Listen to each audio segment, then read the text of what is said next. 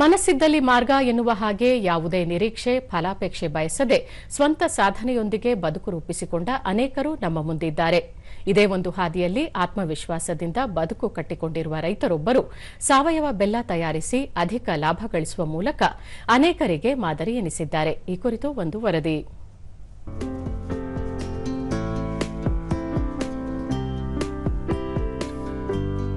ವಿಜಯಪುರ ಜಿಲ್ಲೆಯ ಮನಗೂಳಿ ಗ್ರಾಮದ ಯುವ ರೈತ ಕಬ್ಬು ಬೆಳೆಗಾರ ವೀರೇಶ್ ತಮ್ಮದೇ ಆದ ಆಲೆಮನೆ ಕಟ್ಟಿಕೊಂಡು ಸಾವಯವ ಬೆಲ್ಲ ತಯಾರಿಸಿ ದೊಡ್ಡ ಯಶಸ್ಸು ಕಾಣುವ ಮೂಲಕ ಇತರರಿಗೂ ಸ್ಫೂರ್ತಿ ತುಂಬಿದ್ದಾರೆ. ಕಾರ್ಖಾನೆಗೆ ಕಬ್ಬು ಸಾಗಿಸಿದರೆ ಕಡಿಮೆ ಹಣ ಸಿಗುತ್ತದೆಂದು ಸ್ಥಳೀಯ ಕಾರ್ಮಿಕರೊಂದಿಗೆ ಸೇರಿ ಆಲೆಮನೆಯಲ್ಲಿ ಉತ್ತಮ ಗುಣಮಟ್ಟದ ಸಾವಯವ ಬೆಲ್ಲ ತಯಾರಿಸುತ್ತಿದ್ದಾರೆ.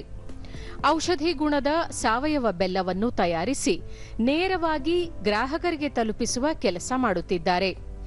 ವೀರೇಶ್ ಕಾರ್ಯಕ್ಕೆ ಕುಟುಂಬ ಸದಸ್ಯರೆಲ್ಲರೂ ಸಾಥ್ ನೀಡಿದ್ದಾರೆ. ವಾಟ್ಸ್ಆಪ್ ಸೇರಿದಂತೆ ವಿವಿಧ ಆನ್ಲೈನ್ ಮಾರುಕಟ್ಟೆ ಬಳಸಿಕೊಂಡು ಮಧ್ಯವರ್ತಿ ಇಲ್ಲದೆ ನೇರವಾಗಿ ಗ್ರಾಹಕರಿಗೆ ತಲುಪಿಸುವ ಮೂಲಕ ಲಕ್ಷಾಂತರ ಆದಾಯ ಗಳಿಸುತ್ತಿದ್ದಾರೆ.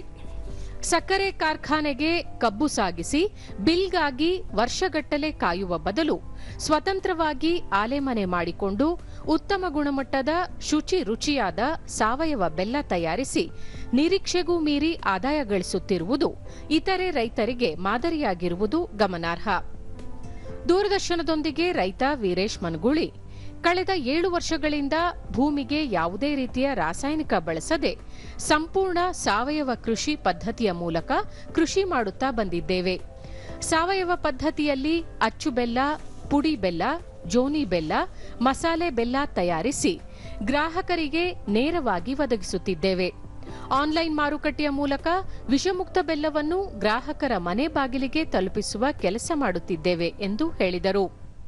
ಎಲ್ಲ ಬೆಳೆಗಳನ್ನು ಮಾಡ್ತಾ ಬಂದಿದ್ದೀವಿ. ಅದರಲ್ಲಿ ವಿಶೇಷವಾಗಿ ನಾವು ಕಬ್ಬನ್ನು ಬೆಳೀತಾ ಕಬ್ಬನ್ನು ಯಾಕೆ ನಾವು ಎಲ್ಲರ ಥರ ಫ್ಯಾಕ್ಟ್ರಿ ಕೊಡಬೇಕು, ವಿಷಮುಕ್ತವಾಗಿ ಬೆಳೆದಿದ್ದೀವಿ ಅನ್ನೋ ಕಾರಣಕ್ಕೆ ಅದರಲ್ಲಿ ಏನಾದರೂ ಒಂದು ವ್ಯಾಲ್ಯೂ ಅಡಿಷನ್ ಮಾಡಿ ಜನರಿಗೆ ಒಂದು ಉತ್ತಮವಾದಂಥ ಆಹಾರವನ್ನು ಕೊಡಬೇಕು ಅನ್ನೋ ನಿಟ್ಟಿನಲ್ಲಿ ನಾವೇ ಒಂದು ನೈಸರ್ಗಿಕ ಬೆಲ್ಲದ ಗಾಣವನ್ನು ಹಾಕಿಕೊಂಡು ಇಲ್ಲೇ ನಾವು ಸಂಪೂರ್ಣ ಸಾವಯವ ಪದ್ಧತಿಯಲ್ಲಿ ಹಲವಾರು ಥರದ ಬೇರೆ ಬೇರೆ ಬೆಲ್ಲಗಳನ್ನು ತಯಾರು ಮಾಡ್ತೀವಿ.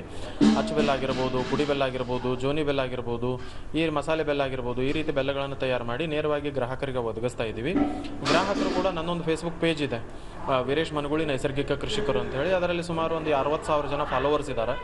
ಸೊ ಆ ಫಾಲೋವರ್ಸ್ ಮುಖಾಂತರ ಆಮೇಲೆ ನಾನು ಒಬ್ಬ ನೈಸರ್ಗಿಕ ಕೃಷಿಯ ಬಗ್ಗೆ ತರಬೇತಿದಾರನಾಗಿರೋದ್ರಿಂದ ಕರ್ನಾಟಕದಾದ್ಯಂತ ಅಲ್ಲಲ್ಲಿ ಕೆಲವು ಸಂಘ ಸಂಸ್ಥೆಗಳು ಮತ್ತು ರೈತ ಗುಂಪುಗಳು ಕರೆಸಿರೋದ್ರಿಂದ ಅಲ್ಲಲ್ಲಿ ಹೋಗ್ತಾ ಇರ್ತಾನೆ. ಇದರಿಂದ ಒಂದು ನೆಟ್ವರ್ಕ್ ಒಂದು ಕ್ರಿಯೇಟ್ ಆಗಿ ಗ್ರಾಹಕರ ಸಂಖ್ಯೆ ಹೆಚ್ಚಾಗಿದೆ. ಇದರಿಂದ ಗ್ರಾಹಕರು ನನಗೆ ವಾಟ್ಸಪ್ ಮುಖಾಂತರ ಅವರು ಕಾಂಟ್ಯಾಕ್ಟ್ ಮಾಡಿ ಬೆಲ್ಲದ ಬಗ್ಗೆ ಒಂದು ಸಂಪರ್ಕ ಮಾಡಿ ಫೋನ್ಪೇ ಅಥವಾ ಗೂಗಲ್ ಪೇ ಮುಖಾಂತರ ನಮಗೆ ಹಣವನ್ನು ಸಂದಾಯ ಮಾಡಿ ಅವರ ವಿಳಾಸವನ್ನು ಕಳಿಸ್ಕೊಡ್ತಾರೆ.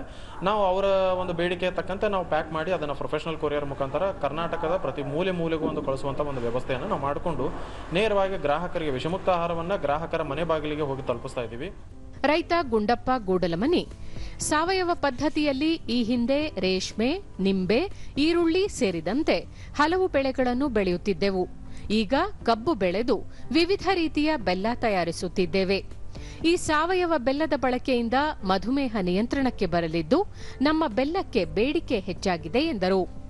ಅದಕ್ಕೆ ಸ್ವಂತ ನಾವು ಗಾಣನೆ ಮಾಡಿಕೆಸಿಂದ ಸಾವಯವ ಕಬ್ಬು ಬೆಳೆದ ಕೇಸಿಂದ ನಾವು ಬೆಲ್ಲವನ್ನು ಮಾಡ್ಲಾಗ್ತೀವಿ. ನಾವು ಬೆಲ್ಲವನ್ನು ಎಲ್ಲ ರೀತಿಯಿಂದ ಪೌಡ್ರ್ ಬೆಲ್ಲನ್ರಿ, ಜೂನಿ ಬೆಲ್ಲ ಮತ್ತು ಇವು ಚೌಕ್ ಪೇಂಟಿಂಗ್ ಮಾಡ್ತೇವೆ ನಾವು. ಈಗ ನಾವು ಎಂದು ಬೆಲ್ಲ ನಾವು ತಯಾರು ಮಾಡಿದ್ದೇವೆ, ಇಲ್ಲಿ ಆಜು ಬಾಜುದವ್ರು ಒಯ್ತಿದ್ದಾರೆ. ನಾವು ಅದ್ರ ಒಂದು ವಾರದಾಗ 2 ಸಲ ಬೆಲ್ಲದ ಅಡಿಗಿತ್ತಿದ್ದೆವು, ಮನ್ಯಾಗ ಹಾಲಾಗ ಸ್ವಲ್ಪ ಬೆಲ್ಲ ಹಾಕೊಂತಿದ್ದೆವು. ಇದರಿಂದ ನಮಗೆ ಶುಗರು ಸ್ವಲ್ಪ ಏನಿಸಿ ಏರಿಳಿಕೆ ಆಗಿಲ್ಲ. ಒಂದು ಲೆಕ್ಕಕ್ಕೆ ಏನಿಸ್ತದೆ, ನಾವು ಏನೂ ಹಾಕ್ಲಾರೆ ಮಾಡಿದ್ರಿಂದ ಸ್ವಲ್ಪ ಶುಗರ್ ಕಂಟ್ರೋಲ್ ಅನ್ನಿಸ್ತದೆ. ಮತ್ತು ಬೆಲ್ಲ ತಿನ್ನೋದ್ರಿಂದ ಏನಿಸ್ತದೆ, ಈಗ ಅಂಗಡಿಯನ್ ಬೆಲ್ಲ ತಿಂದ್ರೆ ಏನಿಸ್ತದೆ, ಒಂದು ಕಣ್ಣಿಗೆ ಕಡಿದ್ರೆ ಪಟ್ನೆ ಹಲ್ಲಿಗೆ ಶಾಟ್ ಹೊಡೆದಂಗೆ ಆಗುತ್ತೆ. ನಮ್ಮ ಬೆಲ್ಲ ಯಾರೂ ಬೆಲ್ಲ ತಿನ್ನಲಾರ್ದವ್ರು ಮನುಷ್ಯನೂ ಒಂದು ಪಾವು ಬೆಲ್ಲ ತಿನ್ಬೋದು ಕೂತು. ನಮ್ಮ ಬೆಲ್ಲಕ್ಕೆ ಏನದ ಹಲ್ಲಿಗೆ ಜುನ್ನು ಅನ್ನೋದು, ಹಲ್ಲು ಶಾಕ್ ಆದಂಗೆ ಆಗೋದು, ಈ ರೀತಿ ಏನೂ ಆಗೋದಿಲ್ಲ. ಮನಸ್ಸಿಗೆ ಒಂಥರ ನೆಮ್ಮದಿ ಅನ್ನಿಸ್ತದೆ ಬೆಲ್ಲ ತಿಂದು ನೀರು ಕುಡಿದ್ರೆ. ಮತ್ತು ಪಾಕ್ ತಯಾರು ಮಾಡ್ತೇವೆ ರೀ, ಪಾಕ್ ಕಳಿಸ್ತೇವೆ. ಪಾಕ್ ಒಂದು ಕೆಲವೊಂದು ಮಂದಿ ಹೋದ ಸಲ ಒಯ್ದ್ರೆ ನಮಗೆ ನಿಮ್ಮ ಪಾಕ್ ಏನು ರೀ, ಪಾಕ್ ಒಯ್ದಂದ್ರೆ ದಿವಸ ದಾರದ ಅಂಗಡಿಗೆ ಹೋಗಿ ದಾರು ಹೆಂಗೆ ಕುಡಿತಾರೆ ಅನಿಸ್ತಲ್ಲ, ಸಂಜೆಳೆ ನಾವು ಚಪಾತಿಯಾಗಿ ಪಾಕ್ ಹಾಕೊಂಡು ತಿನ್ಲಿಕ್ಕಂದ್ರೆ ಇವತ್ತೇನೋ ಸರಿಯಾಗಿ ಊಟ ಆಗಿಲ್ಲ ಅನ್ನಿಸ್ತದೆ. ಆ ಥರ ನಿಮ್ಮ ಪಾಕ್ ಉಂಡ್ಕೊಳ್ಳೆ ನಮಗೆ ಅನಿಸುತ್ತೆ. ಭಾಳ ಮಂದಿ ಪಾಕ ಬೇಡಿಕೆ ಮಾಡ್ಯಾರ. ನಾವು ಈ ಸಲ ಪಾಕ್ ಹೆಚ್ಚಿನ ಪ್ರಮಾಣ ಮಾಡ್ಕೊಂಡು ಒಟ್ಟಿನಲ್ಲಿ ಸಾಧನೆಯ ಛಲವೊಂದಿದ್ದರೆ ಏನು ಬೇಕಾದರೂ ಸಾಧಿಸಬಹುದು ಎಂಬುದಕ್ಕೆ ಇದೊಂದು ಸೂಕ್ತ ಉದಾಹರಣೆಯಾಗಿದೆ.